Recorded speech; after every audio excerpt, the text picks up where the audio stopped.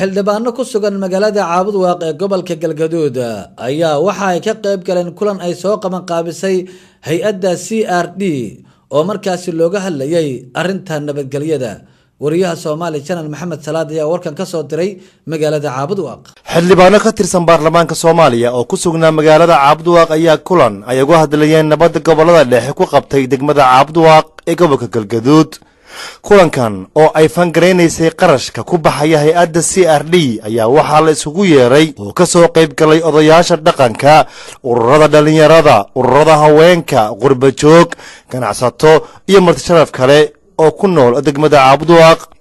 waxaana ulajeedkiisu u ahaa laba arrimood oo kala ah sidii loola shaqayn lahaa maamulka degmada Caabud Waaq oo ay xildhibaanadu ku sheegeen inuu jiri doono inta laga helayo maamul bedela iyo sidii loo dhamayn lahaa colaadda beelaha wadadaga gobolka Galgaduud. ugu horeyntiina kulankaas ayaa waxaa daafuray xildhibaan Nuur Faarax Cali waxa uuna sheegay sida looga bixi karo colaadda isla markaasna ay ku walaaloobi karaan bulshada ku nool gobolka Galgaduud. wada hadal siyaabo kala duwan u socday waxa la soo gaaray xilligii nabadgelyada la aasaasi lahaa guud ahaan gobolka oo dhan gaar ahaan deegaankan iyo deegaamada u dhow sida Xeraale iyo Guriceel iyo Dhuusamareeb iyo Matabaan iyo Cadaado iyo Galinsoor iyo guud ahaan deegaanada lagu wareegsan oo dhan nabadgelyo in laga aasaaso. haddaba see loo sameeyaa nabadgelyadaas waxaa loo baahan yahay degmooyinka dadka ku nool inay isu diyaariyaan degmooyinka kale dadka ku nool inay la hadlaan lana heshiiyaan. si loo heshiiyo waa in ayagu ay marka hore wax ku heshiiyaan ay yiraahdaan maxaynu isku haynaa, maxaa colaadan aynu inooga hari weyn, maxaa dhibaatadu inoo hortaagan tahay. xildhibaan Cabdullaahi Maxamed Xirsi Qorax ayaa isaguna sheegay in bulshada gobolada dhexe looga baahan yahay in ay danahooda ka shaqeeyaan isla markaasna ay yeeshaan wax soo saar iyagoona markaasi ku tashanaya hantidooda.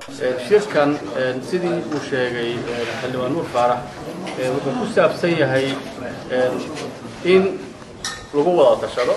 waxaa jira gobolkan Galgaduud qaar ka mid ah odayaasha dhaqanka, ururada haweenka iyo ururada dhalinyarada ayaa soo dhaweeyay barnaamijka nabadeynta ee lagu doonayo in heshiis lagu dhex dhigo beelaha wadadaga gobolka Galgaduud. Maxamed Salaad Maxamed, Soomaali Channel, Caabud Waaq.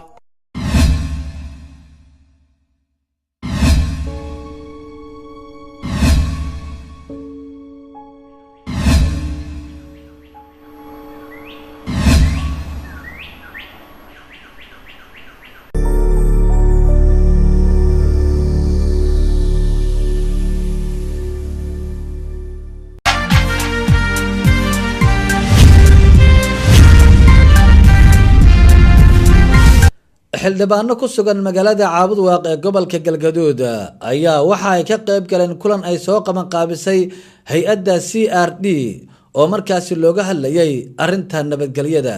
wariyaha Soomaali Channel Maxamed Salaad ayaa warkan ka soo diray magaalada Caabud Waaq. xildhibaano ka tirsan baarlamaanka Soomaaliya oo ku sugnaa magaalada Caabud Waaq ayaa kulan ay uga hadlayeen nabadda gobolada dhexe ku qabtay degmada Caabud Waaq ee gobolka Galgaduud.